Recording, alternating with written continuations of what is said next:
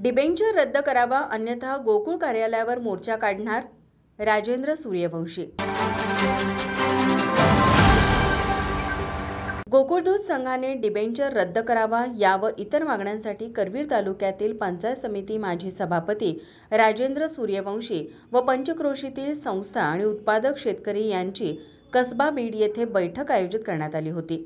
यावेळी बोलताना राजेंद्र सूर्यवंशी म्हणाले, सहकार टिकला पाहिजे, डिबेंचर रद्द झाला पाहिजे, संकलित होणाऱ्या दूध उत्पादनातून 50% दूध विक्री परवानगी मिळावी, संस्था खर्च व इतर ठिकाणी होणारा खर्च यासाठी गोकुळने सहकार्य करावे। जर या मागण्या पूर्ण नाही झाल्या तर दूध संस्था व करवीर पश्चिम भागातील उत्पादक शेतकरी मिळून 17 ऑक्टोबर रोजी ताराबाई पार्क येथील गोकुळ कार्यालय येथे मोर्चा काढणार असल्याचं सांगितलं। सांगरूळचे विकास नाळे यांनी दूध संस्था अडचणीत असल्यामुळे संस्थेचा असणारा डिबेंचर परत मिळावा। बाचणीचे संजय पाटील यांनी 0.80 पैसेवरून 1.25 एवढी वाढीव रक्कम यावर्षी घेतली आहे। जवळपास 500 कोटी ठेवी गोकुळकडे आहेत, त्यामुळे उत्पादकांना डिबेंचर मिळणे गरजेचं असल्याचं बैठकीत मत व्यक्त केले।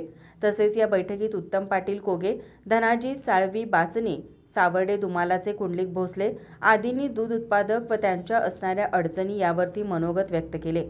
यावेळी निवृत्ती नाळे, हंबीरराव चौगले, साताप्पा एकल, बाबासाहेब जाधव, BH जाधव, संजय पाटील, करवीर पश्चिम भागातील कसबा बीड पंचक्रोशीतील विविध संस्थेचे पदाधिकारी व उत्पादक उपस्थित होते। माझा महाराष्ट्र न्यूज साठी करवीर तालुका प्रतिनिधी विश्वनाथ मोरे। नोकरी असो वा लग्न, चष्म्याची अडचण आता होऊ देऊ नका। नंदादीप नेत्रालयात या आणि तुमच्या चष्म्यापासून मिळवा कायमची मुक्ती, कारण आता चष्मा घालवण्याची लासिक शस्त्रक्रिया फक्त 32,999 रुपयात, शिवाय 5,000 रुपयांपर्यंतचे लासिक स्क्रीनिंग अगदी मोफत। ऑफर मर्यादित कालावधीसाठी। तर वाट कसली बघताय, आजच कॉल करा 92 2000 1000। नंदादीप नेत्रालय, न्यू शाहूपुरी, कोल्हापूर। दृष्टी म्हणजे नंदादीप।